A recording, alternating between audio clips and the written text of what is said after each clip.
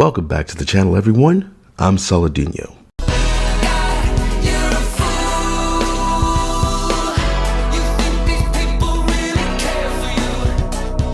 So I watch BookTube from time to time. I don't watch it nearly as much as I used to, but there's this guy, Criminal Olly, who just last month started an Ed McBain 87th Precinct Series challenge. Now, Ed McBain was a prolific writer who died 20 years ago. I don't remember when I first heard about him, probably from Ed Brubaker in one of his film noir comics, but the 87th Precinct series is a group of police procedural novels, and I've read a few over the years, and they're really great. Well-written genre fiction. Despite the blight of woke in popular culture, there's plenty of stuff out there to escape to help you better be alone with yourself, to just enjoy and appreciate. So there are 55 books in the 87th Precinct series, and Criminal Olly has started a challenge last month, October, at the time of this recording, to read one book from the series a month. I think Olly said it would take 4 years. You could read them in order or just pick one. They're standalone books, but they have a recurring cast of characters. The main character probably being Steve Carella, who's definitely a writer's detective. He's a good, tough cop, but he's also intellectual, well-read, has a dry sense of humor, and it's funny. Talking about woke, McBain actually killed Carella off in the second book in the series. Now, when I started reading some of the books, I just picked one. It was probably one from the 90s. The series started in the 50s, the mid-50s, and that first book I read, and the few others after that, Carella was in them. He was just there. He was the main guy. So I read the second book. It's The Mugger. It's called The Mugger, maybe a year ago. Carella gets shot, and I was like, wow, this is a really brutal scene. It's man, this you would think this would be he'd be dead after this. And sure enough, at the end of the book, there's an afterword by McBain, and he's like, yeah, I killed Carella off at the end of this book. Again, this was the second book. That scene where Carella was shot, it was brutal because it was meant to be the end. And I don't know, it was either his agent or his publisher or editor, somebody called him after reading it and was like, what the hell are you doing? You just killed the lead character of the series. And McBain was like, no, you don't get it. That's the point. Anybody can be killed off because the only real main character is the city itself. And scene. And the agent, editor, whatever, he was like, nah, fuck that. People loved the first book. They love Carella. They love his deaf-mute girlfriend, Teddy. Speaking of Teddy, and that's another thing about woke. I've said this before. Art and entertainment already has all the things these activists pretend to care about when it comes to this woke stuff. Problem is, it's not politically motivated. Like I've always said, the point of woke is to stand out, to be like a pebble in your shoe or something, not to be blended naturally in the story or game. Carella's wife, Teddy, is deaf and mute. She's a disabled character, and so far, in all the books I've read, McBain just talks about her disability or disabilities naturally. It's just a description, much like the way he describes her little round ass. It's just a part of the character and not representation for deaf-mute people all over the world. But anyway. So McBain killed Carella off in the second book, but his editor was like, fuck that shit. Carella is too popular with the readers. And the editor was talking about just the first book. There was just one book that had come out at that point. And he was like, you can't kill the main character off like that. People are not going to have it. I'm not having it right now. You're going to kill the series doing this stupid shit. So McBain was like, fine. He put aside his artistic pretensions, he put aside his ego, and he changed the ending. And it's funny because this is a spoiler for the second book. It's not that big of a deal because, like I said, Carella is in all the books. But so as far as I know, I haven't read them all, but I know Carella's pretty much the main character. So the Mugger, at a certain point, he gets shot, Carella. And it's a brutal scene. And like I said, when I was reading, I was like, man, if I didn't know that Carella's alive in the other books that I've read, I would think that he's probably going to die here. And so Carella's chief of police or something goes to the hospital. Teddy, Carella's wife, is there crying. And chief of police is looking at Teddy, and Teddy looks up at him and she's crying and she just shakes her head or something like that. She just basically, it's saying, yeah, he's dead. Carella's dead. So after he spoke to his editor or his agent, all McBain did was change when Teddy looks up at the chief of police. Instead of shaking her head or just looking devastated, she even though she's crying, she smiles at him. And so, yeah, okay, so Steve's going to live. He's going to make it. And that's the end of the book. We don't have a scene where he's laid up in the hospital and the people are like congratulating him. It's just, okay, yeah, he's going to live. And he was just like, fine, I'll do this, McBain. I'll go ahead and change my idea and Carella will be alive, right? That's it. In doing that, that was it. The rest is history. The longest running and most influential crime series ever. Meanwhile, today, you have, Neil Druckmann and the goofballs at Sucker Punch who actively destroyed their respective franchises. And the shills and the activist journals could cope all they want about how The Last of Us Part 2, Electric Boogaloo, and Ghost of Yotai were successful. In both cases, they've cut their audiences down to half. There's this weird thing, particularly now, of course, with Ghost of Yotai, where people are like, oh, wow, it sold 3 million copies. I wonder what the chances are going to think. The boycott failed. People weren't boycotting Ghost of Yotai. People were saying, I'm not buying it. Non-binary, I'm not the target audience. So they said, I'm not going to buy it. And they didn't. People who didn't care, they bought it. But I'll probably get into that in another video, so I won't go off into that anyway. So in both cases, they cut their audiences down to half for no other reason than to virtue signal and take male franchises and give them to women. Women who don't even care about this shit. But anyway, again, forget these clowns.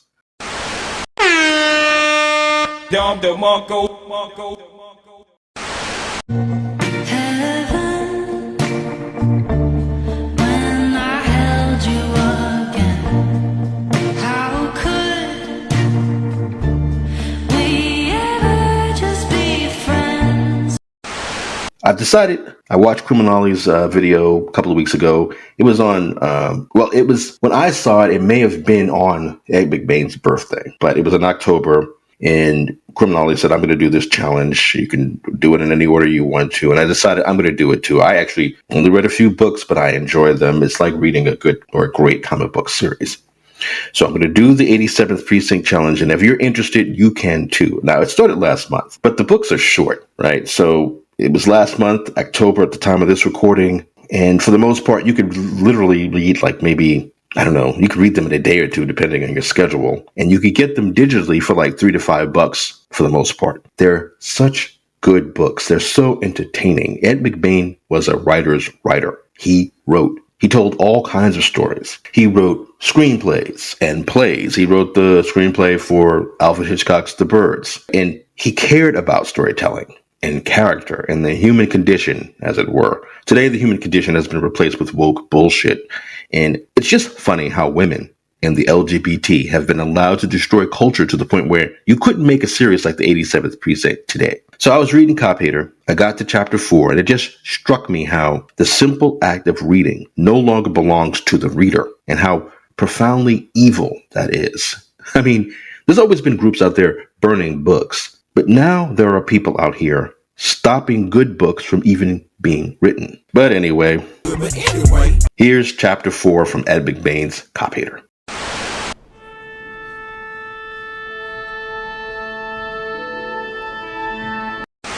There are smells inside a tenement, and they are not only the smell of cabbage.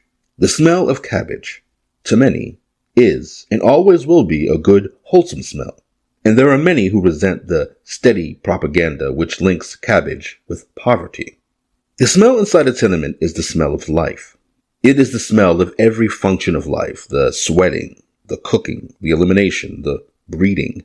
It is all these smells, and they are wedded into one gigantic smell which hits the nostrils the moment you enter the downstairs doorway. For the smell has been inside the building for decades. It has seeped through the floorboards and permeated the walls. It clings to the banister and the linoleum-covered steps. It crouches in corners and it hovers about the naked light bulbs on each landing. The smell is always there, day and night. It is the stench of living, and it never sees the light of day, and it never sees the crisp brittleness of starlight. It was there on the morning of July 24th at 3 a.m. It was there in full force because the heat of day had baked it into the walls. It hit Carella as he and Bush entered the building. He snorted through his nostrils and then struck a match and held it to the mailboxes. There it is, Bush said. Clark, 3B.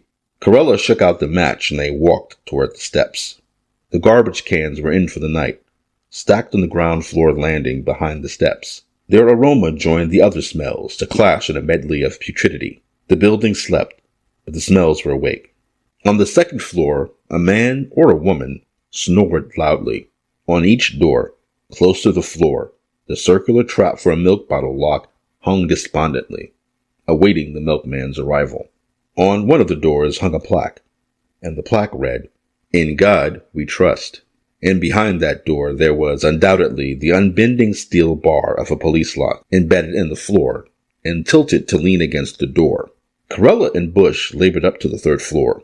The light bulb on the third floor landing was out. Bush struck a match. Down the hall there. "You want to do this up big?" Carella asked. "He's got a 45 in there, hasn't he?" "Still." "What the hell? My wife doesn't need my insurance money," Bush said. They walked to the door and flanked it. They drew their service revolvers with nonchalance. Carella didn't for a moment believe he'd need his gun. But caution never hurt. He drew back his left hand and knocked on the door. "Probably asleep," Bush said. "Betokens a clear conscience," Carella answered. He knocked again. "Who is it?" a voice answered. "Police. Want to open up?" "Oh, for Christ's sake," the voice mumbled. "Just a minute." "We won't need these," Bush said. He holstered his gun and Carella followed suit. From within the apartment, they could hear bed springs creaking and then a woman's voice asking, "What is it?" They heard footsteps approaching the door, and then someone fumbled with the police lock on the inside, and the heavy steel bar clattered when it was dropped to the floor. The door opened a crack. "What do you want?" the voice said. "Police. We'd like to ask you a few questions." "At this time of the morning? Jesus Christ, can't it wait?" "Afraid it can't." "Well, what's the matter? There a burglar in the building?" "No. We'd just like to ask you some questions. You're Frank Clark, aren't you?" "Yeah." Clark paused. "Let me see your badge." Carella reached into his pocket for the leather case to which his shield was pinned. He held it up to the crack of the door. "I can't see nothing," Clark said. "Just a minute." "Who is it?" the woman asked. "The cops," Clark mumbled. He stepped away from the door, and then a light flashed inside the apartment. He came back to the door. Carella held up the badge again. "Yeah, okay," Clark said. "What do you want?" "You own a 45, Clark?" "What?" "A 45. Do you own one?" "Jesus, is that what you want to know? Is that what you come banging on the door for in the middle of the night? Ain't you guys got any sense at all? I gotta go to work in the morning." "Do you have a 45 or don't you?" "Who said I had one?" "Never mind who. How about it?" "Why do you want to know? I've been here all night." "Anybody to swear to that?" Clark's voice lowered. "Hey, look, fellas. I got somebody with me. You know what I mean? Look, give me a break, will you?" "What about the gun?" "Yeah, I got one." "A 45? Yeah, it's a 45. "Mind if we take a look at it?" "What for? I've got a permit for it." "We'd like to look at it anyway." "Hey, look, what the hell kind of routine is this anyway? I told you I got a permit for the gun. What did I do wrong? What do you want from me anyway?" "We want to see the 45, Bush said. "Get it." "You got a search warrant?" Clark asked. "Never mind the crap," Bush said. "Get the gun." "You can't come in here without a search warrant. And you can't bulldoze me into getting the gun either." "I don't want to get that gun." "Then you can whistle." "How old's the girl in there?" Bush asked. "What?" "You heard me. Wake up, Clark." "She's 21 and you're barking up the wrong tree," Clark said. "We're engaged." From down the hall, someone shouted, "Hey, shut up, will you? For Christ's sake. Go down to the pool room, you want to talk." "How about letting us in, Clark?" Carella asked gently. "We're waking your neighbors." "I don't have to let you in no place. Go get a search warrant." "I know you don't, Clark, but a cop's been killed, and he was killed with a 45, and if I were you, I wouldn't play this so goddamn cozy. Now, how about opening that door and showing us you're clean?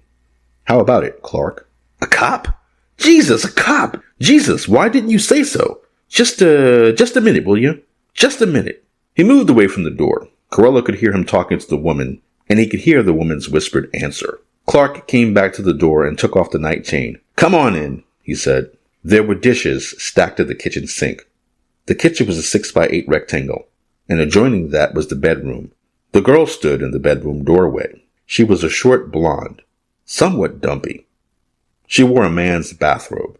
Her eyes were puffed with sleep, and she wore no makeup. She blinked her eyes and stared at Carella and Bush as they moved into the kitchen. Clark was a short man with bushy black brows and brown eyes. His nose was long, broken sharply in the middle. His lips were thick, and he needed to shave badly. He was wearing pajama pants and nothing else. He stood bare-chested, and barefooted in the glare of the kitchen light. The water tap dripped his tattoo onto the dirty dishes in the sink. "Let's see the gun," Bush said. "I got a permit for it," Clark answered. "Okay if I smoke?" "It's your apartment." "Gladys," Clark said, "there's a pack on the dresser. Bring some matches too, will you?" The girl moved into the darkness of the bedroom, and Clark whispered, "You guys sure picked a hell of a time to come calling, all right." He tried to smile, but neither Carella nor Bush seemed amused, and so he dropped it instantly. The girl came back with the package of cigarettes. She hung one on her lip and then handed the pack to Clark. He lighted his own cigarette and then handed the matches to the blonde. "What kind of permit?" Carella asked. "Carry or premises?" "Carry," Clark said. "How come?" "Well, it used to be premises. I registered the gun when I got out of the army. It was a gift," he said quickly. "From my captain." "Go ahead." "So I got a premises permit when I was discharged. That's the law, ain't it?" "You're telling the story," Bush said. "Well, that's the way I understood it. Either that or I had to get the barrel leaded up. I don't remember. Anyway, I got the permit." "Is the barrel leaded?" "Hell no. What do I need a permit for a dead gun for? I had this premises permit, and then I got a job with a jeweler, you know? Like, I had to make a lot of valuable deliveries, things like that. So I had it changed to a carry permit." "When was this?" "Couple of months back." "Which jeweler do you work for?" "I quit that job," Clark said. "All right. Get the gun and get the permit too while you're at it." "Sure," Clark said. He went to the sink and held his cigarette under the dripping tap, and then dropped the soggy butt in with the dishes. He walked past the girl and into the bedroom. "This is some time of night to be asking questions," the girl said angrily. "We're sorry, miss," Carella said. "Yeah, I'll bet you are." "We didn't mean to disturb your beauty sleep," Bush said nastily. The girl raised one eyebrow. "Then why did you?" She blew out a cloud of smoke the way she had seen movie sirens do. Clark came back into the room holding the .45. Bush's hand moved imperceptibly toward his right hip in the holster there. "Put it on the table," Carella said. Clark put the gun on the table. "Is it loaded?" Carella asked. "I think so." "Don't you know? I ain't even looked at that thing since I quit that job." Carella draped a handkerchief over his spread fingers and picked up the gun. He slid the magazine out. "It's loaded, all right," he said. Quickly, he sniffed the barrel. "You don't have to smell," Clark said. "It ain't been fired since I got out of the army. It came close once, though. Didn't it?" "Huh?" "That night in the Shamrock." "Oh, that," Clark said. "Is that why you're here?" "Hell, I was looped that night. I didn't mean no harm." Carella slammed the magazine back into place. "Where's the permit, Clark?" "Oh, yeah, I looked around in there. I couldn't find it." "You sure you've got one?" "Yeah, I'm sure. I just can't find it." "You better take another look. A good one this time." "I did take a good look. I can't find it. Look, I got a permit. You can check on it." "I wouldn't kid you. Who was the cop got killed?" "Want to take another look for that permit?" "I already told you I can't find it. Look, I got one." "You had one, pal," Carella said. "You just lost it." "Huh? What? What'd you say?" "When a cop asks you for your permit, you produce it or you lose it." "Well, Jesus, I just misplaced it temporarily. Look, you can check all this. I mean, look, what's the matter with you guys anyway? I didn't do nothing. I've been here all night. You can ask Gladys. Ain't that right, Gladys?" "He's been here all night," Gladys said. "We're taking the gun," Carella said. "Give him a receipt for it, Hank." "That ain't been fired in years," Clark said. "You'll see. And you check on that permit. I got one. You check on it." "We'll let you know," Carella said. "You weren't planning on leaving the city, were you?" "What? You weren't planning?" "Hell no. Where would I go?" "Back to sleep is as good a place as any," the blonde said. And scene. We're breaking the law, breaking the world together, throwing out all tenderness. We're breaking the rules.